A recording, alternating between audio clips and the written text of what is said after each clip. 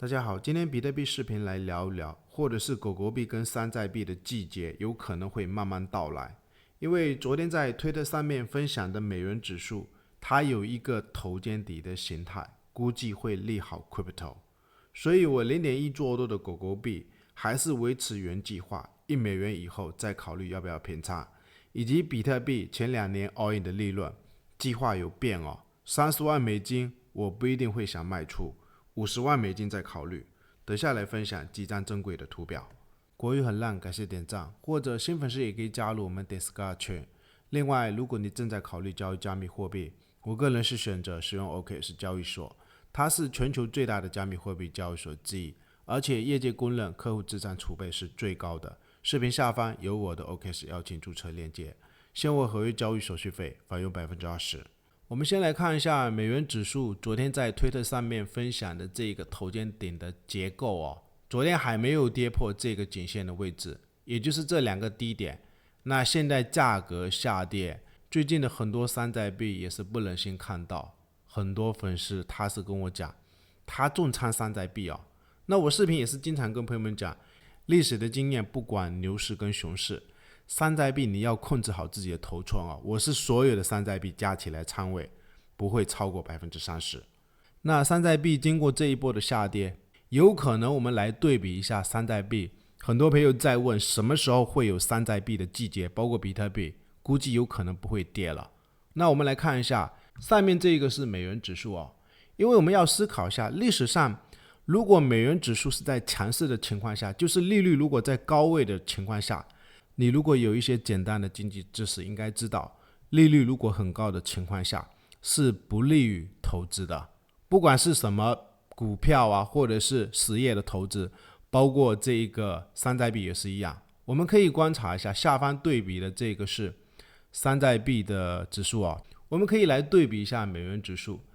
2017年的时候，美元指数是在走弱，也就是代表有可能美国那边的货币政策它是宽松的，包括是不是美国的那一个资产负债表，它也是在扩表，那这个美元有可能就会走弱。走弱的市场，我们看一下这个山寨币指数，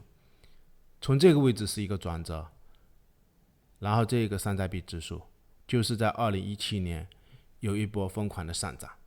然后我们再看一下，事隔4年的时间，也就是当时疫情发生的时候，我们可以看一下这个美元指数往下跌，然后山寨币指数可以看一下，在这个位置出现一个转折，也就是2021年山寨币疯狂上涨的行情。那现在这一次美元指数价格已经是跌破了这个头肩顶，包括这个箱体的区间，再回到这个箱体，我们尽量先观察吧。如果这一个头肩顶你目测到颈线高点到这个低点的位置再画下去，很重要的一个目标，它有可能会来到$100附近。我们尽量去观察，之前有跟大家讲过，$100是非常关键的一个分水岭，因为它已经盘整了2年左右的这个低点。美元指数100只要跌破，有没有可能就是这个山寨币指数有望开启，包括比特币后面会不会开启疯狂牛市上涨的行情？所以这2天的美元指数下跌，或者是美国的那个关税，这个美元指数下跌很关键的一个原因，也就是那一个美国关税的威胁，它可能与经济降温会引发的投资者对美元前景的担忧，导致的最近这个美元指数下跌。但是我们来看一下山寨币指数另外的这张日线图表，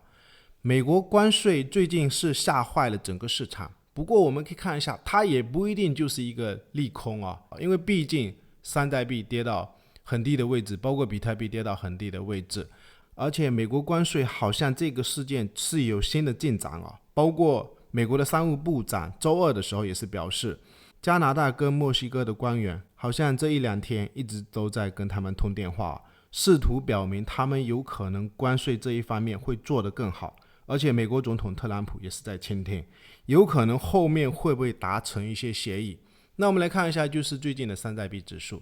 它这个日线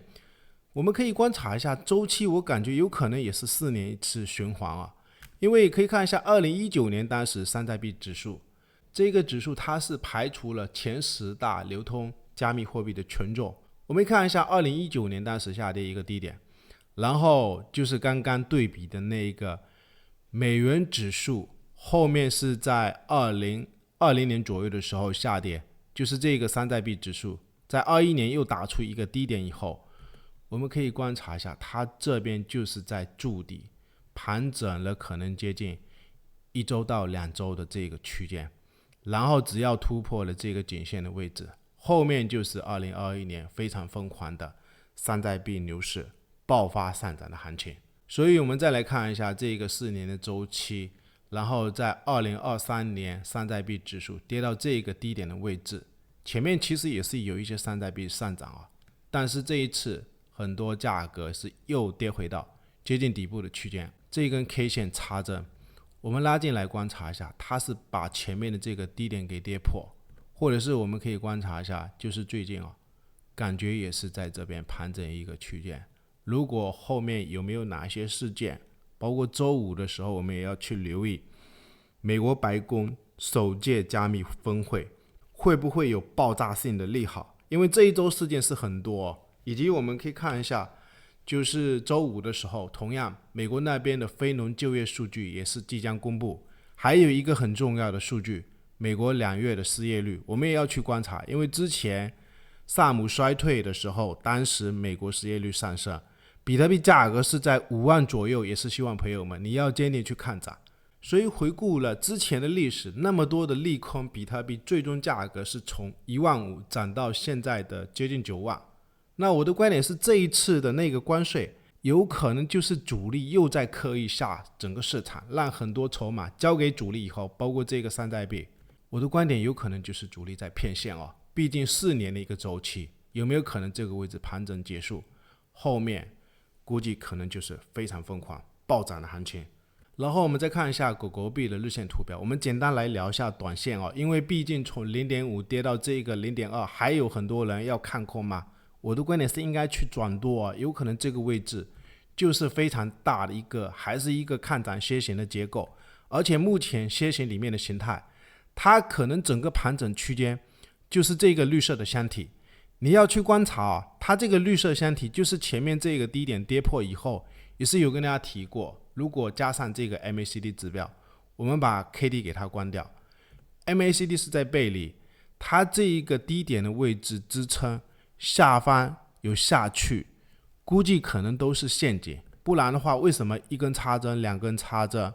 而且有几天价格是收在这个低点下方的，可能只有1-2天其他的时间全部都是在这一个低点上方。